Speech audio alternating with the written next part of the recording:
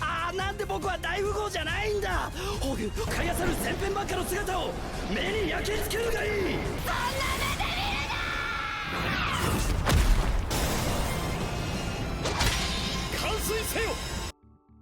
Di episode 12 sudah diperlihatkan Cray yang negosiasi dengan Arnold untuk mendapatkan pusaka topeng, namun hal itu malah membuat orang-orang jadi ikut menawar untuk mendapatkannya. Bahkan Eclair pun juga ikut serta bersaing dengan mereka. Meskipun Cray berusaha mendatangi Eclair agar dia menyerah, namun usahanya sia-sia karena Eclair sangat berambisi mendapatkan pusaka itu untuk diberikan kepada Ark. So, bagaimana kelanjutannya? Kita intro dulu gak sih guys? みんなでパーティーしよう。悪のおごりで。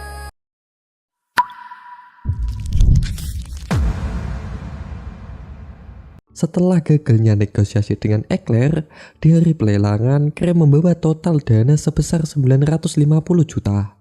Perkiraan Citri kemenangan mereka mencapai 70%. Liz berniat mencurikan uang dari Eclair jika dana mereka kurang. Namun hal itu Citri melarangnya dan berakhirlah adu bacot di antara mereka. Jika tidak mendapatkan topeng itu di pelelangan, Cray akan berhenti mengejar topeng itu lagi. 二人とも冗談はそのぐらい。借金増えたらまたエヴァが怒るし。 Sesampainya di lokasi pelelangan yang dipenuhi dengan banyak orang, Cray malah bertemu dengan Tino, Ruda, Kirk, dan Gilbert. Mereka bertiga sudah mendengar rumor tentang Cray meminjam uang demi pusaka berharga. Cray heran tuh kenapa Tino malah berangkat sendiri. Kata Tino semua itu karena dia tidak diundang oleh Cray. Hade, gak pakai amat sih lu Cray. Adanya Cray, orang-orang jelas percaya dengan rumor yang beredar tentang pusaka terkuat. Melihat orang-orang jadi pada tertarik dengan pusaka incarannya, Cray meminta Tino agar mewakilkan dirinya pada saat penawaran. Jika dirinya memberikan sinyal, Tino harus menaikkan tawarannya. Tino pun langsung membayangkan jika hal itu terjadi. Liz menyuruh Tino untuk memenangkannya. Tentu saja sambil memberikan ancaman dong.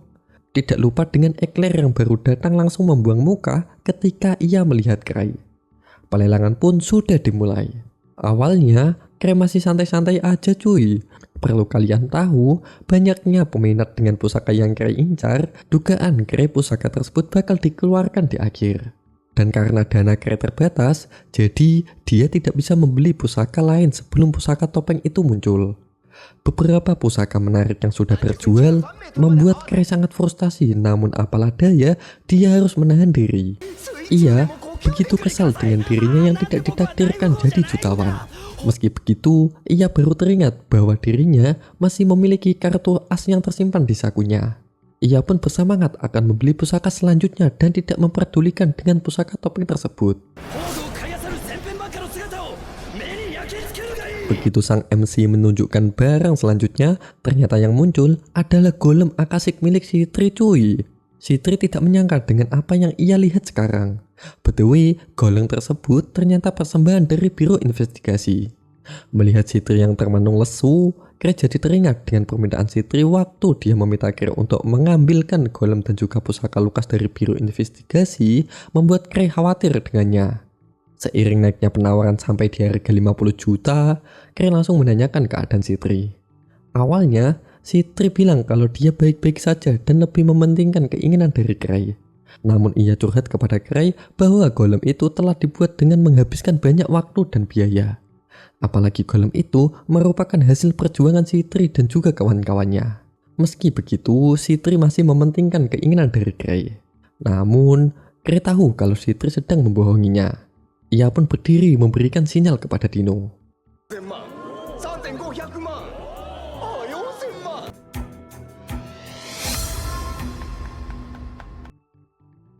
Golem tersebut tiba-tiba penawarannya sudah 300 juta cuy.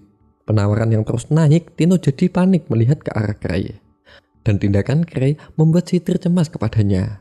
Takutnya Cray itu tidak bisa mendapatkan pusaka yang Cray pengen.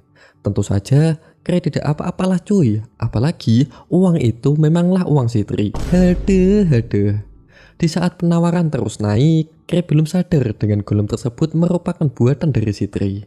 Di pikirannya, golem itu tuh dibuat oleh rekan-rekan Citri lalu direbut oleh Menara Akasik. もともとほとんど全部一人のお金なんだしだ。でもあの顔を見れば Sesampainya penawaran di 500 juta, di harga segitu seharusnya dia sudah mendapatkan pusaka yang banyak. Citri sempat menyuruh Kray untuk tidak memperdulikan golem itu. Dia pun sosokan bilang tidak usah khawatir dan dari awal tujuannya itu memang sengaja membeli golem tersebut. Dengan dana yang mentok di 950 juta, Liz berharap agar orang-orang tidak menaikkan harga di atas dana mereka. Menaiknya penawaran sampai di 830 juta, Tino mendapatkan sinyal dari Kray untuk menaikkan sebesar 950 juta. Buset, all in gak tuh?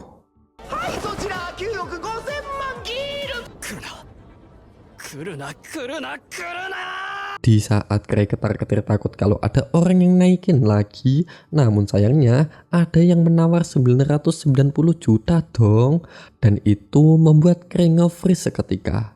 Tino pun melihat ke arah Kray. Pada akhirnya golem itu terjual di harga 1,6 miliar. Ternyata yang menawar adalah Kray cuy. Bahkan Citri dan Liz heran dengannya padahal 1 miliar itu di atas dana mereka. Kray pun menenangkan mereka berdua dan mengeluarkan kartu asnya. Ternyata itu sebuah uang cek. Dia pun memberikan kepada Citri untuk membayarkan golem tersebut. Namun sebenarnya uang itu adalah milik Lucia dong. Haduh, kocak. Sang MC mengumumkan pembeli dari golem itu adalah Greg. Lah kok bukan Tino Min? Nanti kalian juga bakal tahu kok cuy. Bahkan Kray, Liz dan Citri saja keheranan tuh.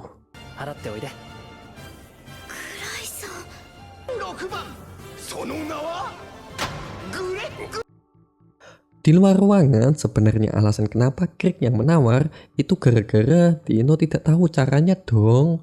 Makanya dia menyerahkan kepada Greg untuk melakukannya. Karena uang sudah habis, Greg pun pamit pulang. Sedangkan keluarga Eclair masih di dalam menunggu pusaka topeng. Begitu Greg berjalan pulang, dia baru teringat perkataan dari Eclair yang akan memberikan pusaka topeng kepada Ark. Dan hal itu, Greg langsung dapat ide untuk mendapatkan topeng tersebut. Keesokan harinya, Kray menyuruh Ark untuk menemui Eclair sekarang juga. Tentu saja untuk mengambil topeng tersebut. Maka dari itu, dia menyuruh secepatnya pergi ke sana karena topeng itu sangatlah berbahaya. Awalnya, teman Ark tidak mau karena penjelasan dari Kray sangatlah ambigu. Namun berbeda dengan Ark yang bersedia melakukannya. Sebelum Ark pergi, dia bertanya, apa butuh senjata? Kray pun menjawab, lebih baik kalau kau pergi tanpa senjata.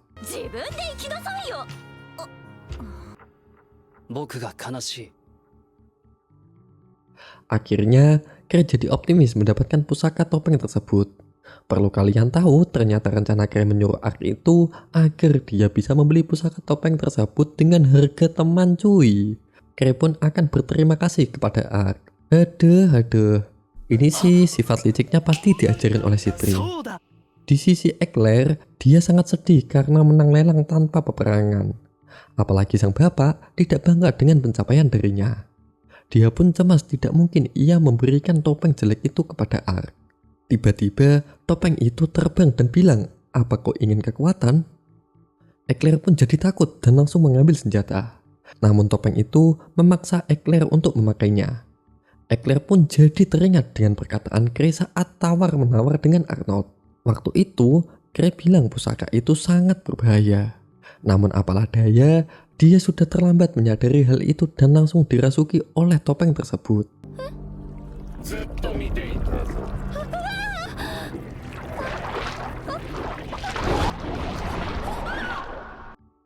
Di saat yang sama, Ark yang sudah sampai di kediaman Eclair, sang bapak memberitahunya bahwa Eclair telah mengurung diri semalaman.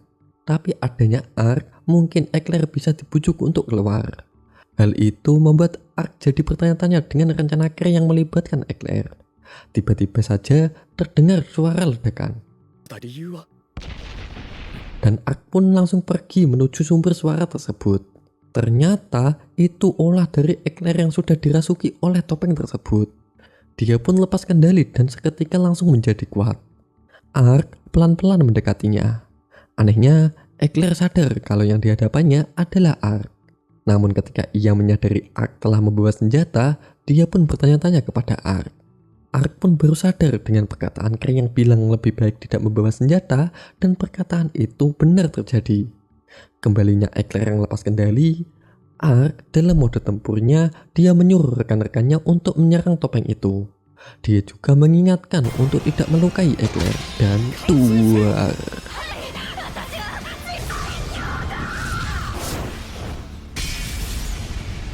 Entah apa yang terjadi selanjutnya, tiba-tiba saja berpindah kepada kelompok sambaran petir yang habis minum-minum karena pusaka miliknya terjual 200 juta.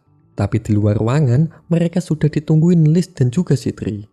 Tujuan mereka berdua itu untuk malak Arnold cuy. Menurut mereka berdua, terjualnya pusaka topeng tersebut itu juga sebab karena ulah Krei. Awalnya, sambaran petir menolak membagikan untungnya. Tiba-tiba saja Citri menawarkan penawar racun dengan harga 110 juta. Arnold jadi bingung tuh. Citri pun menjelaskan bahwa ketika mereka minum-minum, Citri sudah memberikan racun di minuman mereka. Seketika para anak buah Arnold langsung kesakitan cuy. Jadi ya Arnold terpaksa membeli ramuan itu.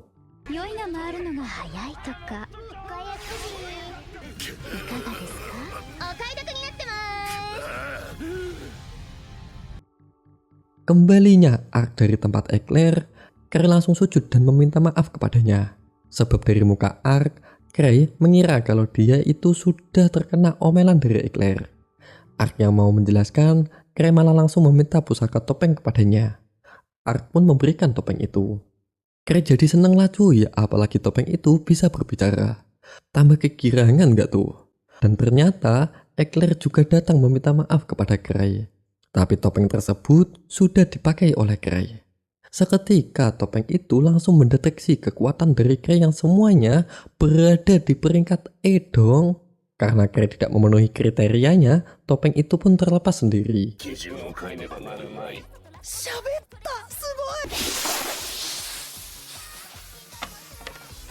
Krei jadi kecewa sebab topeng itu tidak sama seperti yang ia punya dulu. Meski begitu, baginya topeng itu tetaplah langka. Ia pun meminta kepada ekler untuk menyimpan topeng tersebut. Jelas dikasih lah cuy. Kemudian, Krei pun merayakan pesta bersama mereka. Apalagi Citri dan Liz juga sudah kembali membawa uang sekarung. Di balkon, Krei baru sadar dengan ekler yang bisa mengaktifkan topeng tersebut, yang berarti kekuatan Krei lebih lemah dari ekler cuy. Aduh, kocak ini mah cocok. Sementara itu di reruntuhan istana malam, Luke, Ansem, dan Lucia sangat bersemangat untuk mengalahkan semua musuh yang ada di sini.